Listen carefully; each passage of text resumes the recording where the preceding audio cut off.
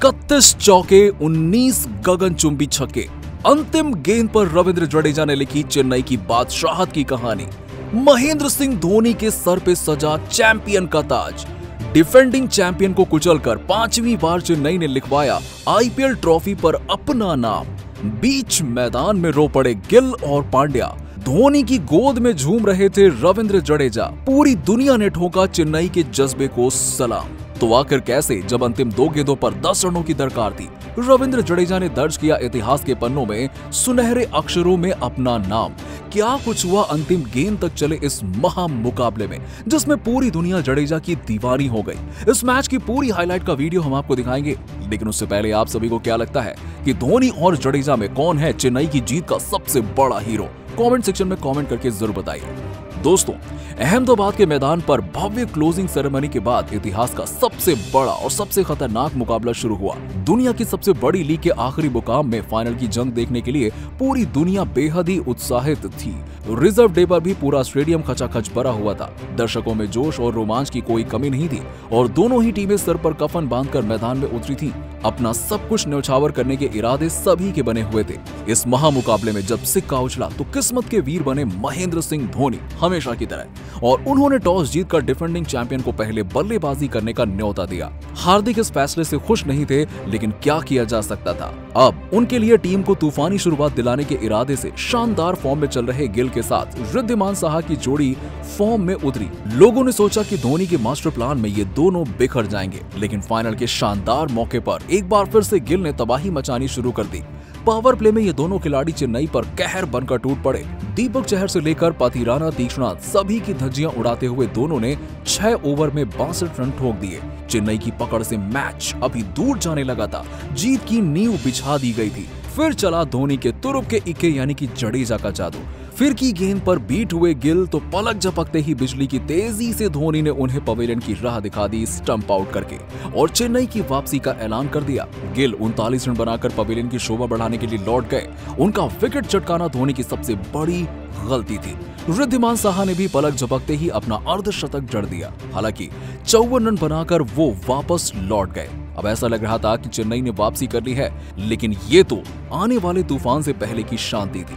फिर ऐसी तबाही का मंजर आया कि पूरी दुनिया दहल उठी। जी हाँ, और दोस्तों, उस तूफान का नाम था साई सुदर्शन। सबसे बड़े मंच पर सुदर्शन ने जड़ा पहला पंच। जी हाँ, केवल 29 गेंदों पर अर्धशतक पूरा करने वाले इस खिलाड़ी ने चेन्नई की दिशा और दशा दोनों ही बिगाड़ दी।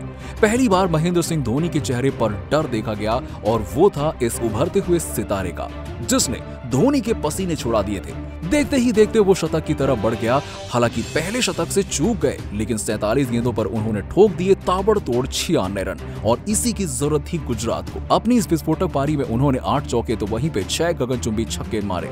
उनकी अद्भुत बल्लेबाजी पर पूरी दुनिया उन्हें सलाम ठोक रही थी, क्योंकि इस खिलाड़ी ने अभी से चेन्नई की हार को सुनिश्चित कर दिया था। कप्तान हार्दिक ने भी 12 गेंदों पर 21 रन और 2 छक्के से अपनी बादशाहत की कहानी लिखनी चाहिए।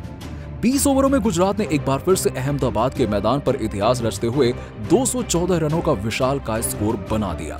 चेन्नई के खेमे में अभी से मातम का माहौल बन गया था, तो वहीं गुजरात की जीत का जश्न मनाने की तैयारी चल रही थी। हालांकि किस्मत भी चेन्नई के साथ नहीं थी। बरसात ने एक बार फिर से एंट्री मारी, पर करोड़ों फैंस की उम्मीदों पर पानी नहीं फिरा।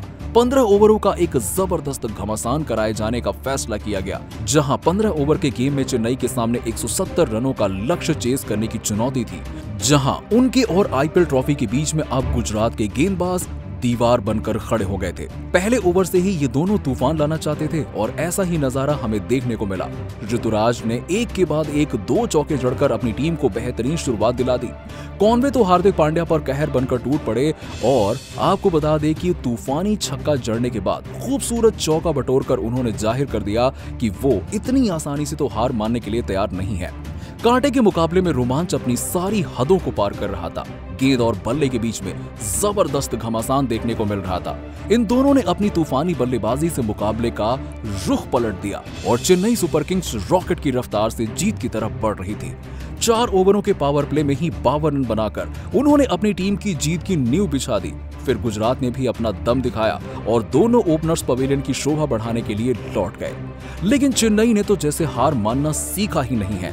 रहाणे ने 13 गेंदों में 27 रन, अंबाती रायडू का बल्ला गरजा तो 8 गेंदों में जड़ दिए 19 रन। चौके और छक्के ही निकल रहे थे इनके बल्ले से। आंधी और सूखे पत्तों की तरह उड़ रहे थे गुजरात के अरमान। मुकाबला कांटे का हो चुका था, लेकिन शिवम दुबे बीच में दीवार बनकर खड़े हो गए।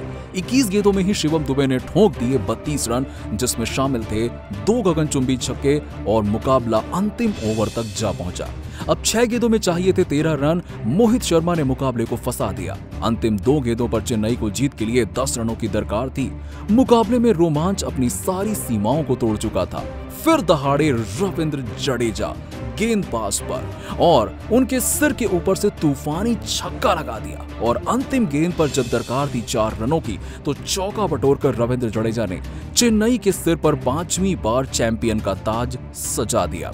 गुजरात का सपना टूटा और एक बार फिर से पूरी दुनिया महेंद्र सिंह धोनी के कदमों में सलाम करने को मजबूर हो गई, क्योंकि अपने आखिरी आईपीएल मुकाबले में महेंद्र सिंह धोनी ने एक बार फिर से अपनी टीम चेन्नई को टॉप पर लाकर खड़ा कर दिया और अपनी जीत के हीरो रविंद्र जडेजा को महेंद्र सिंह धोनी ने गोद में उठाकर इस जीत का इतना शानदार अंदाज में जश्न मनाया कि पूरा स्टेडियम धोनी धोनी धोनी बस इन्हीं नारों से गूंज उठा। लेकिन दोस्तों, आपको क्या लगता है कि कौन था चेन्नई की इस जीत का सबसे बड़ा हीरो? अपनी राय हमें नीचे कमेंट बॉक्स में जरूर बताइएगा और ऐसी ही शानदार खबरों के लिए चैनल को सब्सक्राइब करना ना भूलें।